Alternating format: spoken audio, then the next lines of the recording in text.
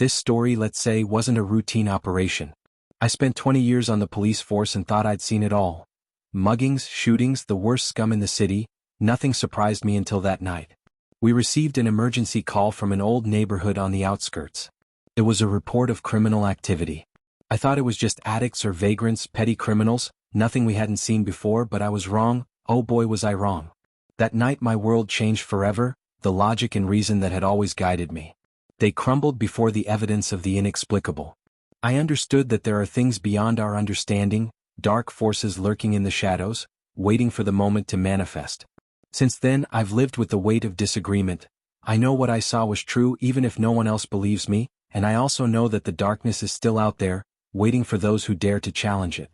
I remember that when we arrived at the raid site, the air was heavy, stale with the city's humidity. The team was ready and we knew what we had to do. One more raid, another routine mission. Or at least that's what we thought. All orders, Perez, the voice of my partner, Sergeant Ortega, pulled me from my thoughts. I heard it without saying anything, mentally reviewing the plan. A building in the center of the slum, abandoned, decrepit, but suspiciously full of activity. We knew the criminal group we were looking for operated from there. We had prepared well. A couple more units, weapons support, and a clear objective. We had to find them and, if there was resistance, we'd be ready. Be careful, this place seems too quiet for what's supposed to be happening here, commented Martinez, the third in the group. Always somber, he knew he didn't like missions in places like this. Sometimes the silence was more terrifying than any gunshot. We quietly crossed the main door and moved forward stealthily, almost in the dark, to avoid an ambush and being surprised. The building was dark. It was already a place that seemed forgotten by time. The walls covered in and the fallen ceilings gave the impression that everything could collapse at any moment. However, something kept us standing, the feeling of being watched, that sensation that can't be explained but that you feel on your skin. Before entering a fray, we moved down the main hallway, our flashlights barely illuminating the old gray walls. Our eyes were drawn to the shadows that seemed to slip around us. It was as if everything was marking us with every step.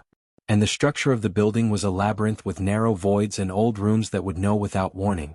There were no signs of life, or so we thought. No one had been here, Ortega asked quietly, looking around. It doesn't seem so, I replied, but my voice sounded empty. Suddenly, the silence was much heavier than before.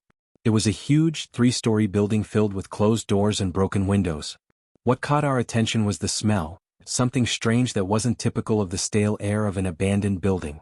It smelled of old blood and stank. We wandered through several empty rooms until we came to a branching hallway. 2 in the distance, the sound of something falling alerted us. Silence. We all looked at each other. It was too controlled a sound to cause an accident. Stay alert, Ortega ordered. We approached cautiously, and the light from inside was dim, but enough to illuminate the remains of what appeared to be a kitchen or dining room. The first thing we noticed was a pool of blood on the floor. It wasn't fresh, the blood had dried, darkened by the hours passed, but it wasn't just blood. There were fragments of something else, something I couldn't identify at first.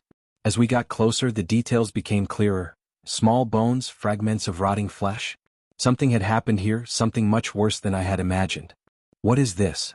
Martinez asked, his voice trembling. The image was shocking enough to make anyone feel uncomfortable, but there was something else, something not so visible but still in the air. Mira Ortega, who slowly approached the center of the room, touched a wall stained with something. He looked at it for a second and then looked up, staring with large, dull eyes. This isn't just a gang of criminals. The tone is human, he muttered as if speaking to himself. At that moment, something changed in the air. The lights began to flicker and the cold intensified. I felt as if something was watching us, something that didn't belong to this world. The sensation became heavily charged with negative energy and sweat ran down my back. Suddenly, a loud, agonizing scream. It was heartbreaking. It came from deep within the building, a human scream, but so full of terror and desperation that it curdled our blood. Let's go, Ortega shouted, urging them to move quickly. We ran, guided by the echo of the scream until we reached a large room. What we found there was more than a confrontation, it was a scene of horror. There were reins. Yes, but there were also dozens of corpses. Some of the criminals from the group were lying there dead, their bodies arranged in a ritualistic manner as if something had taken their lives in a way we didn't understand. And in the center of the room, on a makeshift altar, there was a figure, a woman. She didn't seem to be from this world of origin, and we could see her pale skin glowing faintly in the darkness. She was wearing a long black dress adorned with symbols I didn't recognize, but apparently they were Sant Eros or something. I had seen something similar before, but I didn't fully understand what it meant. Her face was in shadow, but her eyes shone with an unnatural intensity. The Witch of the hitman knew it was her before she moved, and when she did, I felt as if time had stopped there. And that's when she smiled. The stench of gunpowder and blood filled the air, a macabre symphony that accompanied the chaos. The scene was a feast for the living. Mutilated bodies, walls splattered with red. The echo of gunshots rang in my ears. I'd been on the force for 20 years, but nothing had prepared me for this. It was said to be a myth, an urban legend spread by the criminals themselves to instill fear, but I stood there with a blank stare and a smile that washed away the blood. Her face, crisscrossed by scars across her black skin and African tattoos, reflected a wicked wisdom, a connection to forces beyond our understanding. We had underestimated her. It was rumored that this woman was the architect of the cartel's ferocity, the one who convinced them they were invincible. Through dark rituals and pagan beliefs, she instilled in them a blind faith, a certainty that turned them into killing machines. She made them believe that death was not the end, and their souls would join an army of shadows, always invincible and relentless. The hitmen worshipped her as a goddess, offering blood and asking for her protection before each mission. In return, she gave them amulets and potions, spoke of visions and prophecies, made them believe they were the chosen ones and warriors of the night. And now she was there, in the midst of the carnage, as if she were the conductor of a macabre orchestra. Her hands, stained with blood and tattooed with runes, held a human skull from which a dense, nauseating smoke emanated. My companions pointed their weapons at her, but something stopped them. It wasn't fear but a sense of respect and reverence. We knew we were facing something greater than ourselves, something beyond our understanding. The hitmans which looked at us, and in her eyes I saw darkness itself. She wasn't a simple criminal but a force of nature, an ancient being that fed on chaos and violence, and in that moment I knew the legends were true, and it was the last thing I saw before everything fell apart. A sudden explosion that not only caused her to flee, but also caused us all to stay there. We had fallen into an ambush and didn't realize it until it was too late. The entire building began to shake, and the sound of collapsing metal and concrete surrounded us. Darkness took over. All I remember after that is the echo of Ortega's screams, the sound of our hurried footsteps, and the feeling that something worse was waiting for us in the shadows. And then everything went black. I woke up with the rumbling sound of the train in my ears. The ground had shaken beneath us. The remains of the ceiling and walls fell away around us. Ortega shouted my name, his voice mingling with the sound of metal and concrete breaking. I didn't have time to think. My body just reacted. I stood up from the rubble as my heart raced, looking around as the darkness grew denser. I didn't know if what we were seeing was the result of an explosion or if the place had begun to crumble at the sound of what the witch was telling us. Perez quickly shouted Ortega. We rushed out, but the labyrinth of the building seemed to have distorted.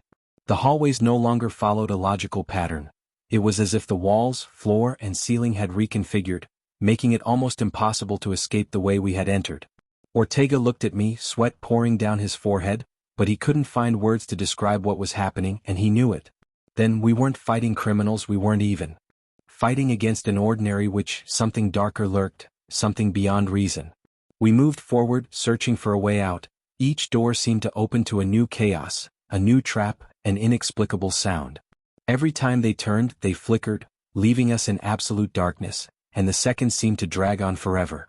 A scream made me turn, but when we reached the source of the sound, there was nothing but dead corpses mutilated in a way that made me vomit. They had their eyes open, staring into space, while others seemed to be in a state of such profound death that their bodies didn't decompose, as if time hadn't touched them. Where are they? Where are the criminals? Ortega asked, his voice breaking. It wasn't a question directed at me but a thought out loud.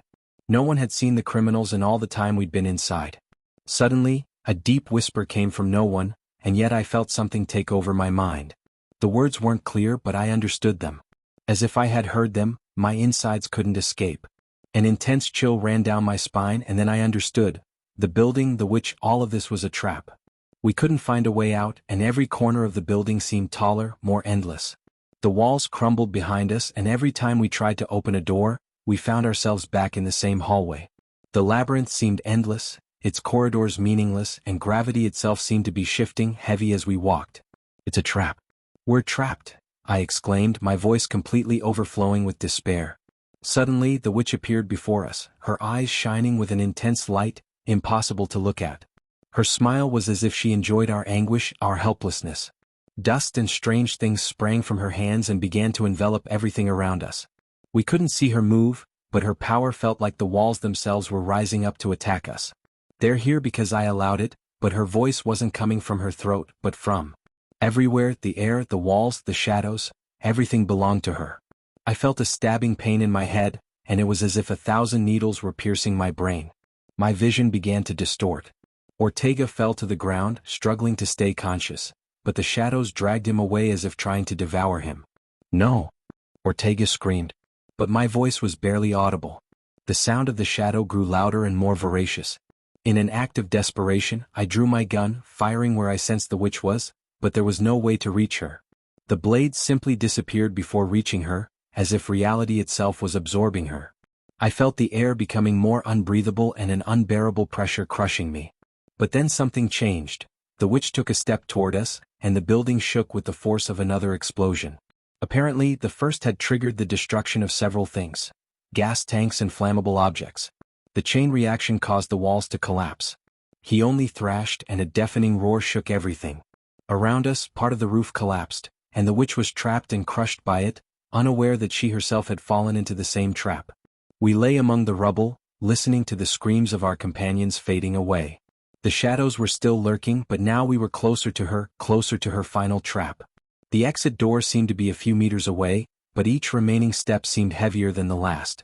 The entities, shadows of the dead, were chasing us. A human figure appeared in front of me, along with the silhouette of a fallen companion who couldn't be there. His distorted face was staring at me. I shot without thinking, but the body simply vanished into thin air. Perez, run!" Ortega shouted, barely conscious, but something in his voice made me react. We ran, not knowing where to, but the exit was our only hope. We barely made it to the end of the corridor, where there was a hole leading outside, and we didn't hesitate to leave that hell. We had lived barely in the madness of the Hitman's witch. The night air was a bomb when we managed to leave the building. We collapsed on the floor, gasping, our bodies on the verge of collapse. Look at Ortega, his face was covered in dust, his uniform torn and stained with blood. I couldn't tell if it was his or that of our fallen comrades.